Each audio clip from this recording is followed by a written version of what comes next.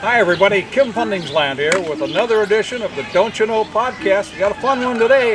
My guest is Jennifer Queen with the Minot Zoo. Jennifer, welcome.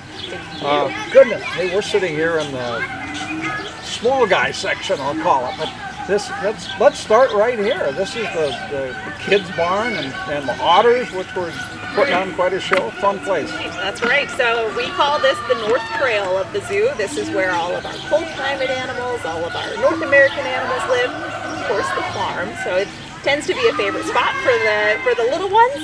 You get to interact with a lot of the animals on this side, and this is a side that's going to be seeing a lot of change coming up. We've talked about the changes in the zoo over the years. I'm born and raised in Minot, so I've seen it all. But this has come along a wonderful place. Thank you. It's been a team effort. We've had a lot of support from the community, a lot of support from the Minot Park District. We have invested $9 million in the last 6 years for our big cats. So we have brand new habitats for our tigers, our lions, and now our leopards. We got to open that this year. Oh, well. You jumped ahead of me a little bit. Well, we were just over there with the cats, and I mean, that's impressive stuff. It's not just for a zoo Minot side, but a zoo anywhere, I think. Absolutely. Best small town zoo in the country. Awesome. Now here, this is a place, a lot of smile, laughter, a lot of pictures. That's enjoyable. Absolutely. We miss that. So we're open year round now, which was a fun addition that happened in maybe 2015. So we're open through the winter now, which is wonderful. A lot of our animals like the cold climate, so they're more active in the winter than they are in the summertime. So it's fun to have those winter hours, but we really miss that laughter. So as soon as spring kicks in, we're on our A game for sure. We're talking about visitors. I mean, 100,000 plus visitors for the zoo in a year. That's good stuff. Absolutely. And that includes our campers. We have zoo camps all the way through summertime. We have animals that go out to schools during the year. There's a lot of engagement. The zoo appeals to every age group and every ability. It's something that's timeless. Yeah, you hit on another subject, a good one, and that's there's different groups here every day. I mean, every time I drive by here, there's a bus from somewhere or a fan from somewhere. There was today, fun stuff. Yeah, absolutely. We have a lot of senior centers around the state that come and enjoy the zoo as well. There was one day that we had 14 school buses in our parking lot this spring. It's fantastic that people utilize the zoo, that you can travel and make a day trip of it. And this is a combination of entertainment and education, right? Absolutely. Our mission is, of course, education and conservation. And so we believe that you're not going to want to make a change for the rest of nature unless you make connections with those animals. And so this is a place that you can do that. You can get up close. You can have that experience with the otter near the glass, or watch the tigers. We watched them wrestling yesterday. Those cubs don't know how big they are anymore.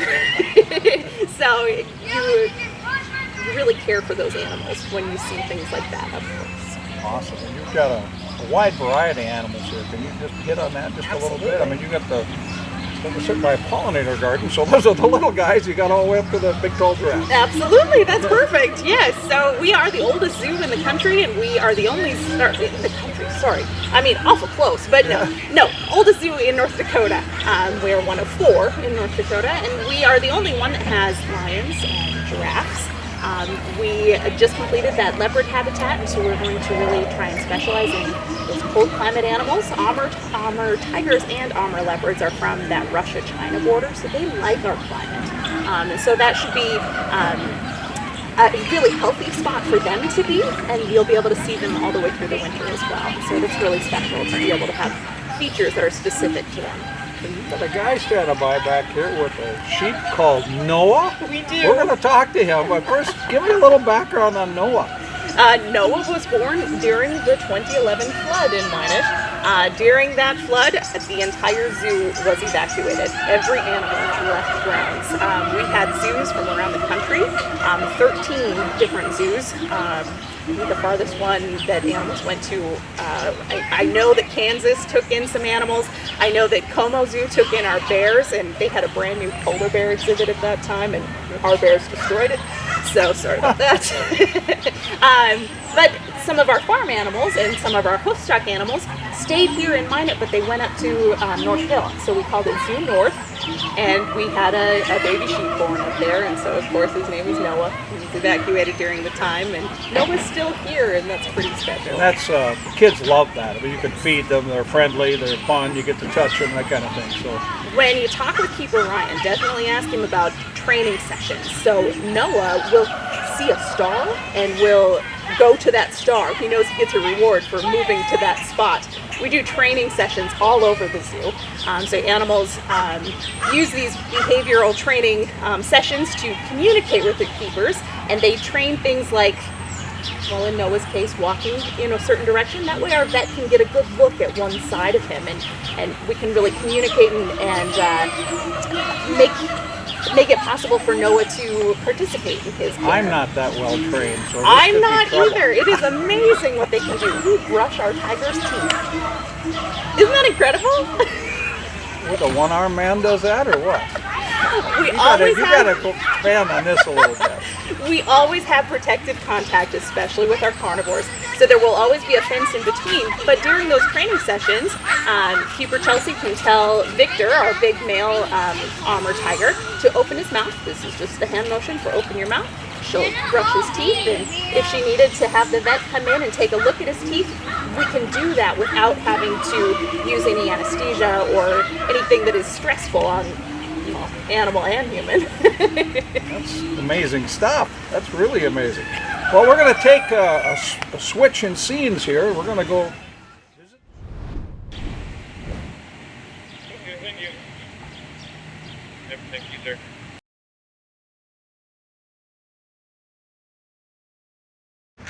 Nice.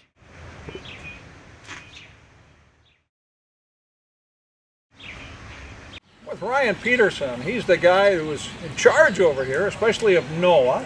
So tell me a little bit about Noah. Yeah, so Noah has a pretty cool history with us at the zoo. You know, the zoo has had a couple floods in the past, and when that happened, it was all hands on deck, pretty much. Yeah. So farmers helped us, we helped farmers, and that's actually how we got Noah, and then that's how we also got his name. But he's been around since the flood. He is probably one of our smartest animals here at the zoo, where he does lots of training. He's been on stage for it, he's done outreach programs, but every time we do train sessions or even just talk about him, he gets to talk about the history of the flood at the zoo. Now, Noah's here with the kids' barn area, I'll Yeah. call it, but so he likes kids, apparently. Oh, yep. So he likes pretty much where he likes to get pet where he can't reach, so his back end usually. But the petting zoo pellets, he is always for those. I have the petting zoo pellets in a red shed over here, and as soon as I unlock that red shed, the sheep get going and the goats get going. They just know that's what's in there. You said you train sheep. I mean, Yeah. you got to help me out a little bit here with that. Yeah, so we train quite a few animals here at the zoo, and it's really just like for vaccines, physicals, anything that's medical, that's going to help us with it. Way stressful on the animals, way stressful on us too. For him, just because he's so smart, he's always wanting to do some stuff, we've just been going along. So he actually jumps into a halter for us, so we can take him on walks whenever we want. He'll actually follow me without a halter. We can do hoof stuff, so we can pick up his hooves, trim his hooves without having to put him on the ground or restrain him. He jumps on a scale, so then we can get weights on him whenever we want. And we actually, sometimes we have vet tech interns, all this other stuff, and they have to learn how to draw blood. We can actually do it on him, and he just gets treats sometimes. Yeah, he does quite a bit. So he does your job for you. Pretty much, yeah. All right, you're going to do a little training? We're Yeah, gonna get a I can little do some bit of training, yeah. All right, let's Yeah. do it. Want help? Yeah, so you could just be hold eating alive. you just hold the star out like this. Well, what does that do? He'll go to it and then come back. And you can tell they're super motivated for training. They do like it quite a bit. But I'll start now. You ready, Noah? Just tell me when you want me to do this. All right. Target. Good job. Target. Good job. Back. Moonwalk. Good job, buddy. Then you can put it out now. Okay, Noah. Star. Good job, buddy. Okay. Station. Down. Up. Good job, bud. Alter. Oh, it's too big for you, buddy. Good job. Follow.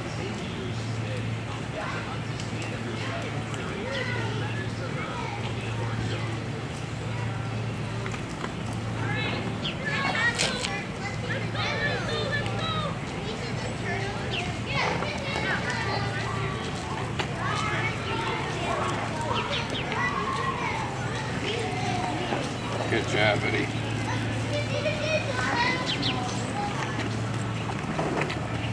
Alright, off. Perfect, buddy. I have no idea. That's All done.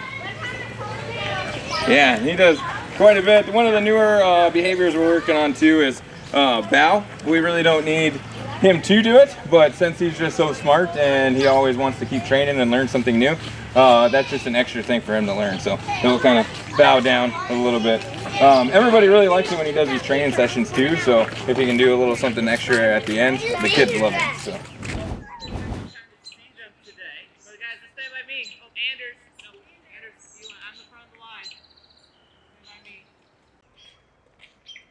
But here we'll get a nice view of our eagles as we walk by. I'm with Brandy Clark, the curator here at Minot Roosevelt Park Zoo, and I don't want to date you, but you've been here a while. Yeah, So, people ask and I say, a long time. And not that I'm not proud of it, because I definitely am, but that time goes by fast, so. as a kid that grew up in Minot, I used to ride my bicycle down here to the zoo when it was just the old building with everything was in there, different cages and different smells, all those kind of things, and what a change. And you've been through a lot of this. Right. You know, when I first started, there was rock shelters for some of the animals that were made out of concrete and rocks, and Yeah. they looked like dome shelters, and they had the duct to go in. And yeah, it's amazing all the changes you're watching there. So zoos today are much more natural habitat oriented. Is that the way to put it, I guess? Definitely, you know, it's more about the animal and their well-being and their animal welfare, and it's, you know, people come, and of course we want to share the history, natural history, and how we're trying to conserve that. So it's changed so much. So let's go back a few years then. What changes do you remember that you said that won't work, or that will work, or this is about time, or whatever? Well, safety's been so much more improved. With just safety in general, there's things that we always joke about. Oh yeah, we used to do that. Yeah. We don't do things like that anymore. Not that we can't, but you know, there's just it's better to be safe. But listening to the old cowboy stories are kind of funny when people would say how they would, you know, and we don't really talk about restraint anymore. You know, we talk about training and how great our behavioral training program has changed over the years, where animals want to do different behaviors that we want them to do, and it's great because it saves so much time in mobilizations, or if they're sick, we can be ahead of the game. You know, some animals do voluntary blood draws, open their mouths so the veterinarian can go inside. So the advancement of animal care is amazing. So we're just so lucky for that. This zoo really has a tremendous history. It's the oldest zoo in North Dakota, I'm Right. told. Yeah. And it's just come a long, long way. It's spread out a little bit. It didn't used to be on this side of the river years ago. Right, Yeah. and we have, I don't know if Jen showed you the timeline table that we have in the visitor center. She had a timeline table made, and it shows all the times we flooded, when we acquired like giraffe and the penguin and bears and things like that, and people are astounded when they see how many times the zoo is actually flooded. And hopefully the 2011 flood will be the last. So we have a new flood wall coming up and lots of changes coming. So, you know, one day at a time around here. I remember, I see today the enclosures they're really well done. And you mentioned safety, that's obviously safety, but I'm going to mess with you a little bit now. Okay. I don't remember the year. Were you here when a tiger got out? No. Yeah. I'm not that old. Ha, ha, ha, Yeah, no. there was. I heard about it though. Yeah, I think it was. Corby Field. Yeah, Yeah. right. In a house that was over there, the tiger had, obviously a door was left open, and the tiger just wandered over there, and basically what I was told, laid down in the backyard of someone's house, and unfortunately the outcome there was the animal was shot. And, One of the Minot police. right. But those days are long gone. I mean, these Yes. enclosures now they're beautiful and they're safe.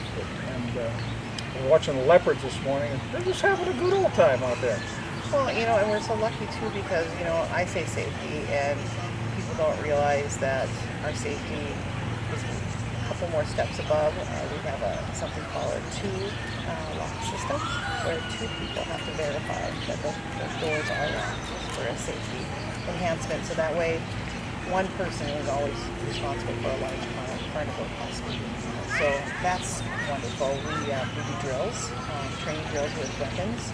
So that way, if something were to happen, we at least are prepared. Not saying that we're going to be prepared for that situation, Rare but event. right. But we try to we train for fire drills. We train for severe weather situations, floods, lost children, all different types of things, because you just never know what's going to happen.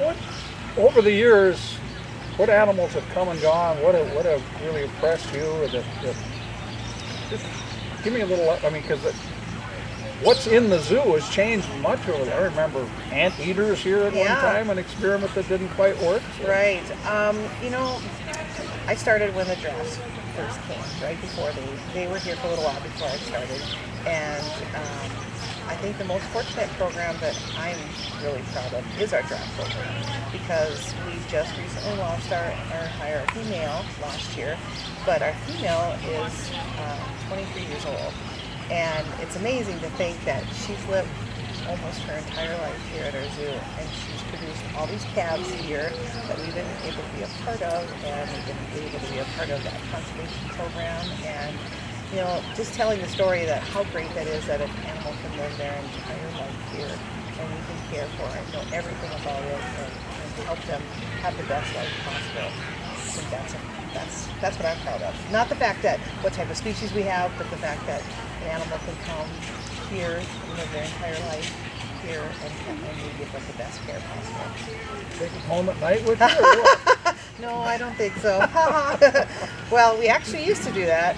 Some animals that were sick, or we were hand raising, we actually used to take home. Not saying that we wouldn't do it anymore, but we have the facilities here. So You got actually a veterinarian on staff, yes, right? how lucky are we to have a veterinarian on staff, and he actually has come in really late and stayed late for different occasions like that, especially if there's an animal that is in dire need. So we're really fortunate to have a full-time veterinarian. That's a big change from the past. I mean, you're Yeah. talking about somebody who's got to take care of snakes or birds or bears or giraffes or Right. buffalo, the whole gamut, right? And even some of the people that have been our veterinarians in the past still work here in town and have their own vet clinics, and they have stories to tell too of all the different things that they've been fortunate to be a part of. But yeah, it's definitely an experience, that's for sure. Do you ever think the zoo would evolve to where it is today? It's a real showpiece for the city. I would say I wouldn't have thought that, but I'm very proud that it is this way, because everybody, including the city of Minot, loves our zoo, and it's not just us that are proud of it. Everybody that comes here is so proud of what we have and what we do. Awesome stuff.